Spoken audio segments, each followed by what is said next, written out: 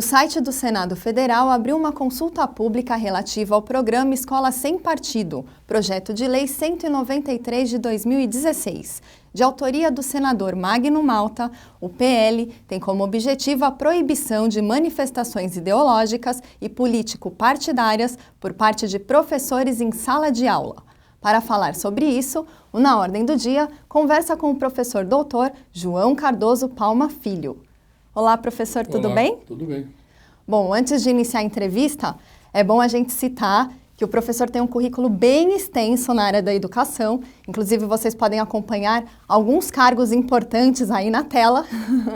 E eu gostaria de saber, justamente por essa experiência na área, o que o senhor acredita que esse projeto, que cria o programa Escola Sem Partido, no que ele vai contribuir? Como que o senhor enxerga isso? Bom, há vários projetos. Além do senador, também tem na Câmara Federal, do deputado Isalci, que é do PSDB de Brasília, do Distrito Federal.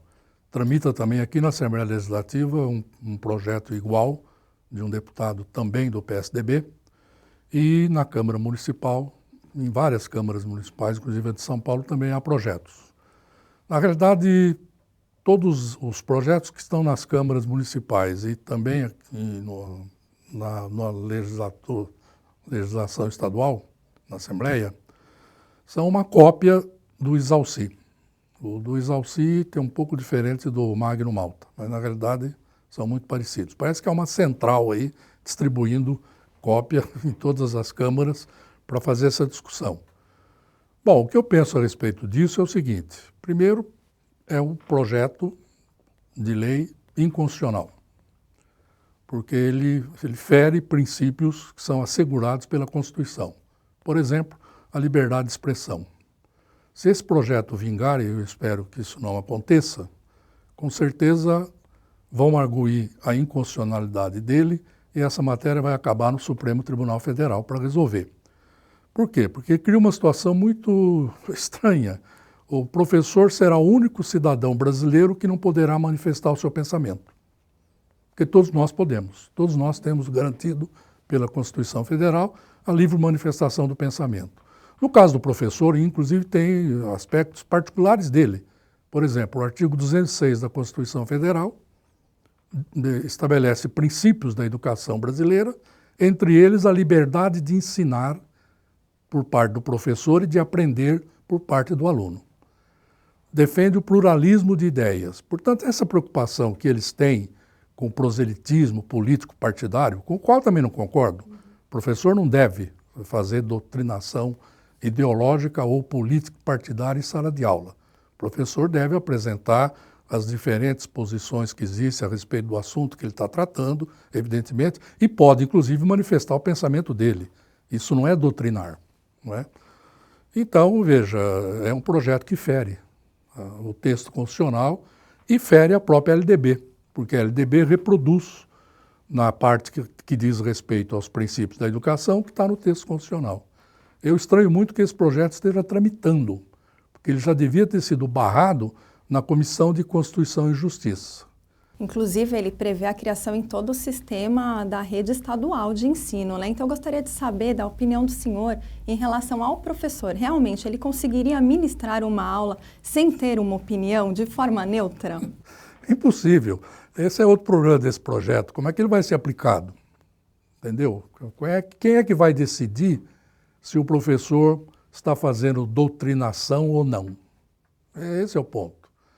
E, além de tudo, vai gerar um mal-estar na sala de aula que vai perturbar muito a relação pedagógica do professor e do aluno, que é uma relação de confiança, é uma relação de camaradagem na sala de aula. Quer dizer, o projeto pretende transformar o aluno, vou usar uma expressão que no tempo da ditadura a gente usava, dedo duro. Chegar em casa, dedar para o pai que o professor falou isso ou falou aquilo. E aí o pai vai procurar o promotor público para abrir um processo, etc., contra o professor. E há assuntos que, por exemplo, diz lá pelas tantas, nos projetos todos que eu mencionei, que deve se respeitar os valores morais da família. Bom, como é que o professor sabe quais são esses valores morais? Porque eles não são os mesmos em todas as famílias. Quer dizer, a questão moral não é uma questão da escola, a questão moral é da família, assim como eu penso que a questão religiosa também. Não caberia na escola também religião. Infelizmente, a nossa Constituição permite o ensino religioso, embora ela ressalve que deva ser ecumênico, que você deva tratar igualmente todas as religiões e evitar discriminação, inclusive nesse terreno. Inclusive, o texto da lei até induz a crença de que o professor ele é mal intencionado e constrange os alunos com as suas convicções. O que o senhor acha dessa afirmação, desse argumento? É absurdo. Primeiro, os professores não são mal intencionados, até prova em contrário. Se há professores mal intencionados que vão para a sala de aula para fazer proselitismo político ou religioso, aliás, hoje há mais até religioso do que político em sala de aula, esse professor tem como ser contido. A própria legislação que existe já permite que se abra uma sindicância, etc., e esse professor sofra penalidades por ter praticado esse tipo de comportamento em sala de aula. Então, não precisa desse projeto para isso, né? Outra coisa esquisita é criar um programa dentro da LDB. O programa não cabe na lei. Eles têm que alterar a LDB. Eles vão ter que revogar certos dispositivos da LDB, aqueles que eu mencionei, que garantem a liberdade de expressão em sala de aula, e introduzir o que eles querem, não é? E no caso estadual, pior ainda, porque não é matéria de legislação estadual. Isso é matéria de federal, é LDB. É alterar a Constituição primeiro e depois alterar a LDB. E hoje os estudantes eles estão indo para a rua para lutar pelos seus direitos, por suas causas. Mas, segundo o texto da lei, também quem incentiva os estudantes a fazerem esses atos são os professores. Ou seja, os estudantes não têm opinião própria?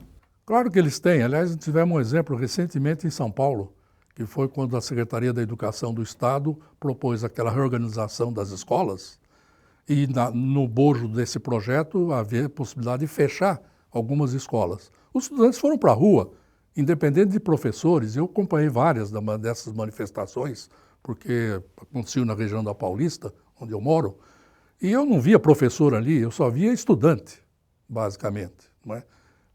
Claro que a partir de um certo momento, alguns professores também se engajam no movimento, apoiam, etc., mas nem era a maioria dos professores apoiando, né? Muito pelo contrário. Então, essa preocupação que eles têm é um equívoco. Primeiro, o professor não tutela aluno. Segundo, se tem um professor na escola que pensa de um jeito, tem outros que pensam de outro jeito. Entre o próprio corpo docente não existe uma homogeneidade de pensamento. Então, acho que isso só pode afirmar isso quem não conhece a escola. Quem nunca passou por uma sala de aula como professor, ou nos tempos atuais, tenha frequentado, tenha ido a uma escola para ver como é que é a dinâmica da sala de aula.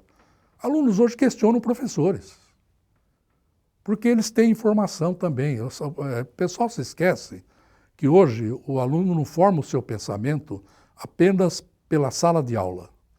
Ele acessa a internet, ele acessa redes sociais, enfim, ele acompanha tudo isso. Então, certos acontecimentos, ele provoca a discussão na sala de aula e o professor é obrigado a administrar aquilo, porque os alunos também têm pontos de vista divergentes. Professor, e para a gente finalizar, queria saber a sua opinião. Por que algumas pessoas, inclusive nas mídias, estão afirmando que esse programa Escola Sem Partido, ele é típico da época da ditadura? Sim, porque na época da ditadura, essas coisas que eles querem implantar hoje, você não poderia fazer, efetivamente, não é? E, aliás, havia até uma disciplina para isso que chamava-se Educação Moral e Cívica. Eu acho que alguns deles estão pensando em reintroduzir essa disciplina, porque eles falam muito em moral na escola, né? A escola não é um lugar para ensinamento de comportamento moral. Comportamento moral e religioso é responsabilidade da família, não é da escola. A escola existe para propiciar ao aluno que ele tenha acesso aos conhecimentos que a ciência coloca à disposição da escola hoje. E quando eu falo a ciência, é toda a ciência, humanas, exatas, biológica, etc. Todo conhecimento científico que deve ser trabalhado na escola, não é? Só para finalizar também, dando um exemplo para você, como é que um professor vai tratar a teoria da evolução? Professor de biologia. Se nós sabemos que muitas religiões combatem a teoria da evolução. Quer dizer, não aceita a teoria da evolução. Então o professor não pode abordar em biologia a teoria da evolução, que hoje é largamente aceita por toda a ciência biológica, não é? Não, fica difícil. Como é que você vai tratar essas questões de natureza social, política e mesmo no campo das ciências, da natureza? Quer dizer, o papel da escola, aliás, de certa forma, é levar o aluno a transitar do senso comum para um conhecimento mais científico, mais próximo do real. É esse, não é ficar ali veiculando o mesmo conhecimento comum, porque para ficar no senso comum não precisa ir à escola. Isso é o que ele leva para a escola. E a escola, quando é boa, ela faz essa transição. Eu acho que esse projeto aí, ele está fadado a cair no esquecimento. Ok, professor, é isso, viu? Muito obrigada pela sua participação. Eu que agradeço, viu, a oportunidade. Obrigada. E o Na Ordem do Dia fica por aqui. Esse conteúdo foi relevante para você? Inscreva-se no nosso canal e curta nossos vídeos. Até o próximo programa.